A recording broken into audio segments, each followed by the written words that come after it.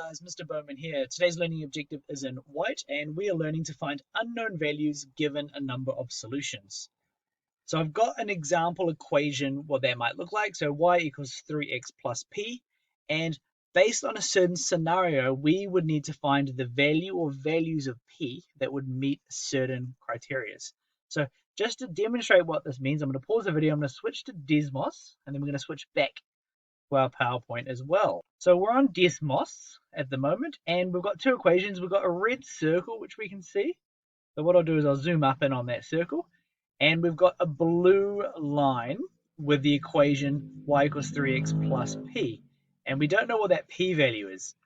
And the first question we're going to look at is, for what values of p would there be no solutions? So basically what that means is, as p changes, the position of that blue line changes. So we're going to be looking for any value of p from here downwards. So we can see that blue line move. And if we go to the other side of our circle, we're going to try to find any value of p from about there onwards. And that should give us the range of values where there's no solution or no point of intersection between these two graphs. So what I'm going to do is I'm going to pause the video and I'm going to get back to our PowerPoint. I'm going to get into the maths behind this. So just to recap from that previous one, so our circle equation was x squared plus y squared is equal to 4. And we're trying to find out, for what values of p are there no points of interception. So no interception. So at these points from our previous video, we would have learned that b squared minus 4ac will be greater than 0 at those points.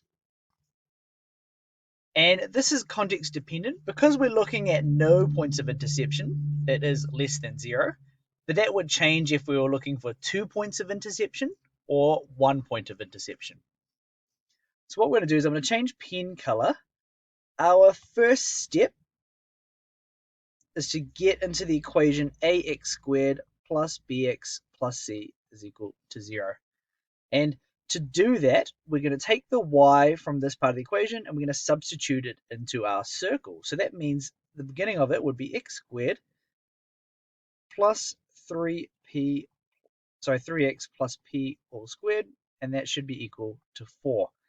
From there, we can convert that to a double bracket, 3x plus p, 3x plus p, and that comes to 4. We then look to expand that bracket. So x squared plus 9x squared plus 3px plus 3px plus p squared, that there should be equal to 4. And we can finally simplify that. So here are the x squareds. We've got 10 of them. So that's 10x squared. We've got 6px. And we've got a constant of p squared minus 4, and that should be equal to 0. And that minus 4 came from moving that plus 4 to the other side. And what that gives us is, that tells us that a is equal to 10, b is equal to 6p, and c is equal to p squared minus 4. So that's our first step. Our second step is substituting those values into the equation of interest. So don't forget that an equation or equation may change based on the question. So let's change pen color again. Let's get into blue. So the second step is working with the discriminant. And don't forget, that could be less than, it could be greater than, or it could be equal to 0. So it could be any of those three. And in our case, we're working with less than. So b squared minus 4ac, when is that less than 0? So b is 6p, so 6p squared minus 4 times 10 times p squared minus 4. And that should be less than 0. That becomes 36p squared minus 40p squared minus 4. And that should be, oh, I wrote equals, but that should definitely be when is that less than 0. And we expand that bracket, so 36p squared minus 40p squared plus 160. When is that less than 0? And that becomes 160 minus 40p squared. And that's, oh, that should be 4p squared, apologies. So when is that less than 0? Then from here, we can take out a 4. That's 40 minus p squared. When is that less than 0? And we can eliminate that 4. So 40 minus p squared. When is that less than 0? And from here, hopefully you can remember, but you can't solve quadratic inequations. But you can use your graphing skills to help figure out the answer. So let's say we've converted this to an equation. Oh, that should be equal to 0. So we're now dealing with the equation to find the x-intercepts. So that will be 40 is equal to p squared. P is equal to plus or minus the square root of 40, which means p will be roughly, so let's make that obvious. So we're going to go, it's approximately 6.3, and that was rounded to 1 dp. So what that means is if you draw a parabola, so looking at this part of the equation, so it's going to be a negative parabola. It's going to have a y-intercept at 40. So if you draw what the parabola would look like, it has a y-intercept at 40, and it goes down like this.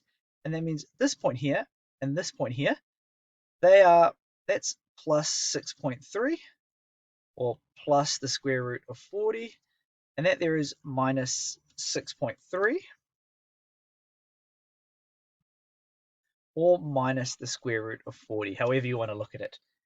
And what we need to do, going back above, we need to figure out, well, when is this equation, so and I'll highlight it in a different color, when is this equation below 0?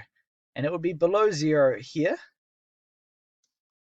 and here. And that gives us the answer to our question. So we'll wrap up, we'll change pen colors, we'll get into green.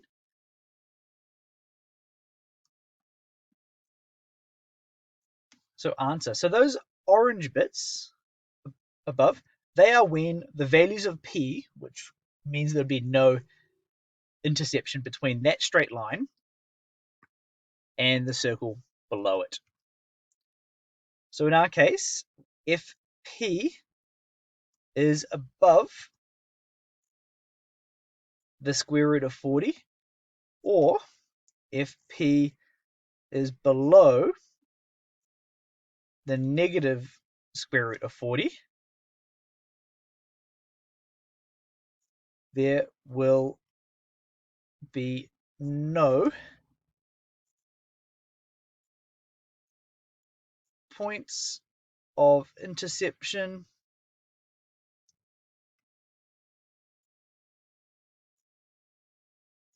between y is equal to 3x plus p and x squared plus y squared is equal to 4. So that was the harder end of the stuff that we're doing today. And the key thing I want to emphasize is the initial equation up the top there, that may change. So if you're looking for 1 point, so if you're looking for 1 point, well, that there is going to be when b squared minus 4ac is going to be equal to 0. And that will change this formula here. And if you're looking for 2 points, well, that would mean b squared minus 4ac is greater than 0. And then that again would change the equation there. So hopefully you found today's video useful. Let's get into heaps of practice.